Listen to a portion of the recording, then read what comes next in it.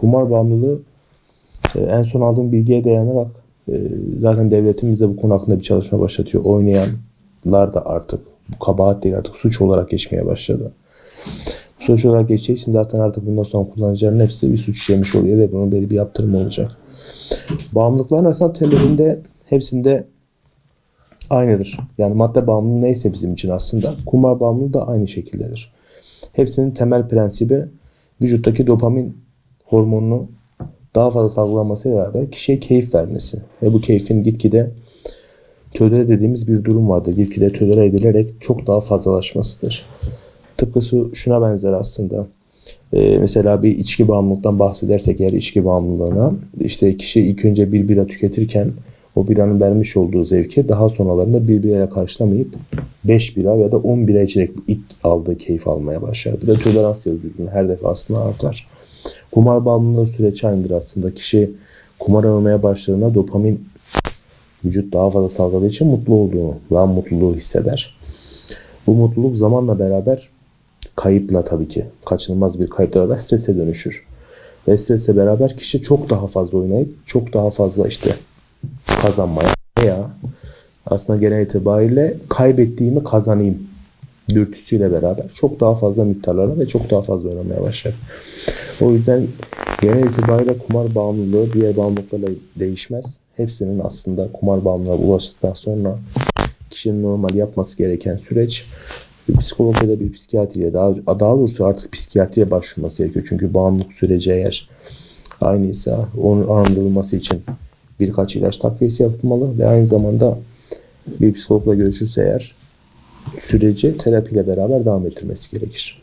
Kişi ilk önce işte 10 TL ya da 100 TL ile oynadığı kumarı zamanla beraber o 10 ve 100 TL artık ona zaten keyif vermemeye başlayacak ve daha büyük paralar olmaya başlıyor. Buna demek zaten kişinin evinde maddi olarak bir kaybı uğradığı için işte zaten haberlerde görüyorsunuz. Kişi arabasını satıyor, evini satıyor, evlilikleri bitiyor. Ondan sonra çok büyük kredi kartları borçlarını görüyoruz. İşte çok büyük bir kredi çekip hatta oynamaya başlıyorlar. Yani kişi kendi hayatını mahvetmekte kalmayıp etrafındaki insanların da hayatını mahvediyor aynı zamanda. Yani aslında çekirdek aile yapısını tamamen çökertip aynı zamanda etrafındaki insanlara da zarar vermeye başlıyor. Çünkü kişi onlardan da borç almaya başlıyor. Belirli yalanlarla beraber. Yani bu şey değil. Siz babanızdan gidip baba ben kumar oynayacağım bana 500 bin lira ver diyemezsiniz tabii ki. Babanıza uygun bir yalan bulup ondan o parayı alıp o parayı bu defa oraya vermeye başlıyorsunuz. Yani kumar oynayan kişi sadece kendine değil etrafına da çok büyük zarar vermeye başlıyor. Çünkü siz o kişinin kumar batağında olduğunu zaten bilmiyorsunuz. Kişi de zaten bundan utanır yani çekinir. Kimseye ben kumar oynayacağım bana para ver ben işte kumardaki zararımı çıkaracağım. Sana öyle paranı geri vereceğim deseniz kim para verir? Kimse para vermez. O yüzden maddi olarak zaten çok büyük bir çöküş var. Manevi olarak da çöküş zaten aynı şekildedir. Manevi olarak da eşim ve aileden uzaklaşma, depresyona girme, tek başına yaşamaya çalışma, o sırada işte etraftaki insanların teker teker o kişiden uzaklaşmaya başlaması. Çünkü bilinçli insanlar bildiğiniz üzere biriyle yani kumara bulaşan ya da kötü bir şeye bulaşan insanlardan genelde uzak durmaya çalışır. Yani kimse bir madde bağımlısının en iyi arkadaşım olsun hadi onunla beraber kol kola gezeyim demez kolay kolay bildiğiniz üzere. Kumar bağımlılığı da aynı şekildedir. İnsanlar etrafından yavaş yavaş uzaklaşacaktır. Tek başına kalacaktır. Tek başına kaldığı durumda maddiyata tamamen kestikten sonra manevi yolda çöküşe girince kişinin çok daha toparlanamaz bir durum ne yazık ki karşımıza çıkıyor. Aslında bu konuda çok genel bir çerçeveden bakmak gerekiyor. Her defasında her konuda karşımıza çıkıyor. Öyle de olmaya devam edecek zaten.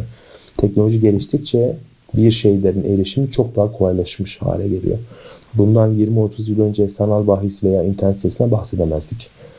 Sadece işte belirli yasa olan ülkelerde gidip oynayabilirdiniz. Ondan sonra geri dönebilirdiniz. Ama şu anda yasa dışı işte internetin de teknolojinin de çok fazla gelişmesiyle beraber veri tabanlarını oluşturup kişiler artık internet üzerinden, telefon üzerinden en basit teknolojik alet üzerinden bile kumar oynamaya insanlara erişim konusunda hiçbir sorun yaşatmıyorlar ve ulaşıyorsunuz.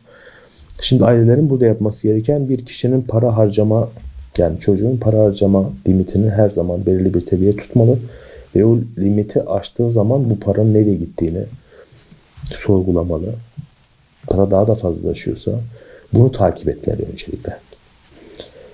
Bu birinci seçeneğimiz. İkinci seçeneğimiz, kişinin artık kumara başladığının farkındaysak telefon, televizyon, yani buna televizyon demeyelim de yani telefon, yani o kumara ulaşabileceği bütün aletleri, elektronik aletleri öncelikle bir defa önce bunu yasaklamamız gerekiyor kendisine. Çünkü kumara ulaşmaması gerekiyor. Ve para limiti de koyulmalı kişiye. Bunların hepsi kişiyle konuşulmalı, kişi bilinçlendirilmeli. Yani biz şunu istemiyoruz, işte çocuk kumara başladı, bunu terk edelim, bırakalım. İşte ona kızalım, kenara atalım. Hayır, bu onu daha fazla itecektir zaten. Ama onu bilinçlendirirsek, neler olması gerektiğini ya da ne yapması gerektiği konusunda konuşursak, neye ihtiyacı olduğunu, neden başladığını bulmamız gerekiyor öncelikle kişinin kumara. Kumara başlamanın, evet işte zevk verdiği için başlamak kolaydır ama bunun da temelinde bir neden vardır. Yani kişiyi ona iten bir şey vardır zaten. Bunu bulmalı. Yani kişi acaba yalnız mı, arkadaşı mı yok, kimseyle iyi mi anlaşamıyor ya da işte çok fazla para verildiği için o parayı ne yapacağını bilmediği için başlayan, bunun bir nedeni olmalı. O neden bulunmalı ve bu neden bulunduktan sonra da işte aile olarak yapmamız gereken şey, kişinin kumara ulaşmasını sağlayan aletlerden uzaklaştırmak, gerekirse banka hesaplarına bir limit koyabilmek. Bunların hepsi yöntem ama en etkili yöntem anne ve babanın, ebeveynin çocuklarla bu durumu konuşması. Onları o kaybettiği, az önce dedik ya, işte o kaybettiğim parayı kazanayım duygusunda olmamalarının gerektiğini anlatılmalı. Ki kişiyi bir bataklığa çeken en büyük neden budur. Kaybettiğim parayı kazanmak duygusudur. Buralar konuşulursa bence yeni başlayan kişiler için en azından aileler tarafından kurtuluş yönü bu şekilde olur.